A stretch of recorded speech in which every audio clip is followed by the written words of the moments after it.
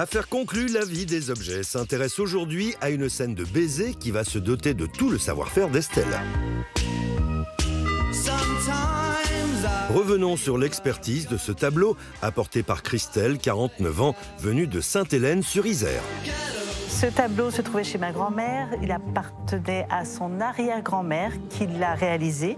Son arrière-grand-mère, Augustine Stemmler, était professeure de dessin à l'école de Sèvres. Alors il s'agit d'une peinture sur une plaque en porcelaine. C'est surtout au 19e siècle que vont se développer ces techniques. On se rend compte que la peinture sur une toile est assez périssable, alors que la plaque en porcelaine se conserve beaucoup mieux. Donc il va y avoir beaucoup d'artistes qui vont même copier des tableaux qui sont conservés au Louvre sur des plaques en porcelaine.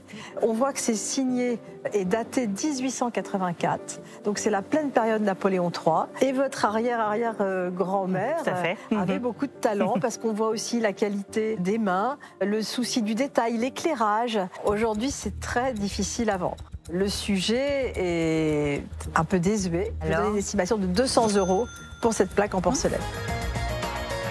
Cette scène galante a toutes les chances de réussir sa vente. C'est fin, hein? C'est fin, il y a une jolie lumière sur le visage de la jeune femme.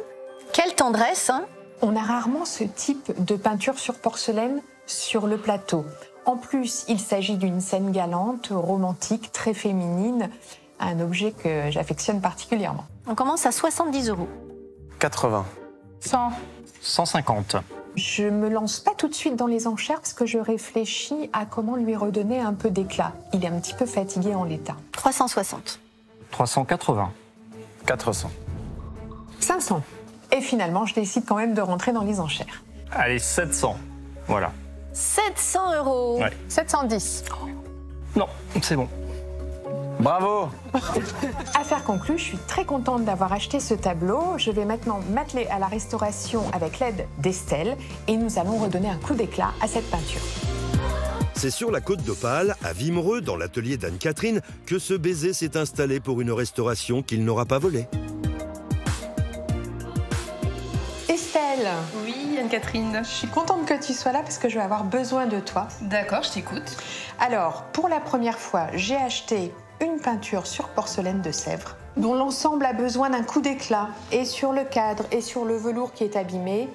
Effectivement, je vois que la porcelaine est encrassée. On voit qu'il y a une petite couche jaune-marron. Je vais pouvoir la retirer en nettoyant. Et puis après, pour le cadre, on verra ce qu'on va pouvoir faire. Eh bien, écoute, je pense qu'on va déjà démarrer par le démonter. Donc, retirer la porcelaine pour le mettre de côté. Et puis, on va essayer de démonter les éléments du cadre, surtout. Tada! C'est très très sale, j'en ai plein les mains, je te la confie. Merci. Voilà. Il nous reste à démonter le pourtour. On va retirer tous les petits crans pour pouvoir dégager le support.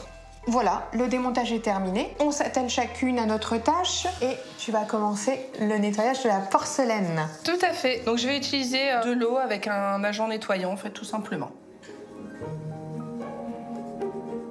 Ça se retire très bien, en fait. Donc, comme quoi, ça confirme que vraiment la peinture a vraiment été cuite. Oui. Après application, parce qu'elle est vraiment résistante à l'eau. On va récupérer toutes les couleurs. Donc on voit que les peaux sont beaucoup plus claires, beaucoup plus rosées, qu'il n'y a pas ce teint un peu jaunâtre. C'est incroyable cette différence. Tu sais ce que j'ai hâte de voir? Quoi? La couleur de la veste. Je voudrais assortir le tissu, être le plus proche possible du velours de sa redingote. On voit que le pigment est plus bleu que vert. Allez, je continue de mon côté. Et je vais retirer l'ancien velours qui est tout abîmé, qui tombait ici en poussière.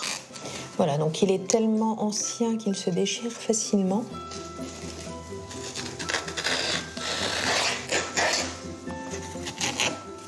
Je gratte les résidus au scalpel de manière à ne pas avoir de surépaisseur quand je vais coller mon nouveau velours dessus.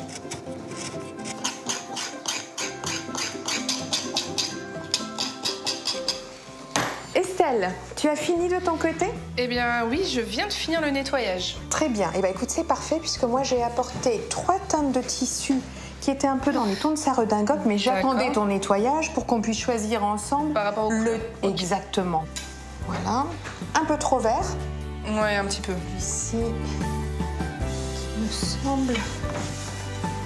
Je pense qu'on respecte bien ici l'esprit originel de la palette de couleurs. On part sur celui-ci? Ouais, complètement. T'es d'accord? Vraiment très bien.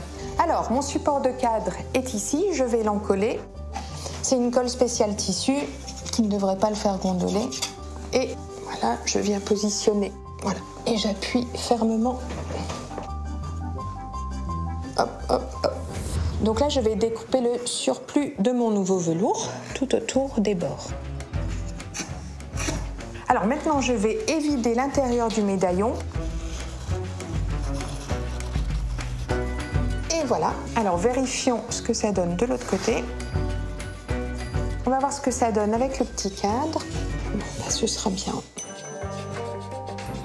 Pour ne pas perdre de temps, Estelle s'est attelée au nettoyage du cadre muni d'un solvant tout doux. L'étape ainsi réalisée, elle pose une petite dorure sur les moulures afin de leur redonner tout leur éclat. Le nettoyage est fini, le cadre est fini, le tissu est prêt. On n'a plus qu'à passer à l'étape de remontage. Remontage, c'est parti.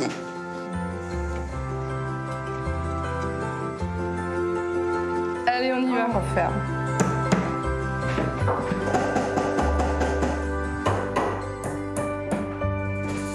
Je suis très contente, Estelle, du résultat. C'est exactement ce que je voulais. On a plus d'éclat, en effet, sur le doré, un joli coloris pastel ici sur le pourtour. Merci beaucoup pour ton aide, beau travail.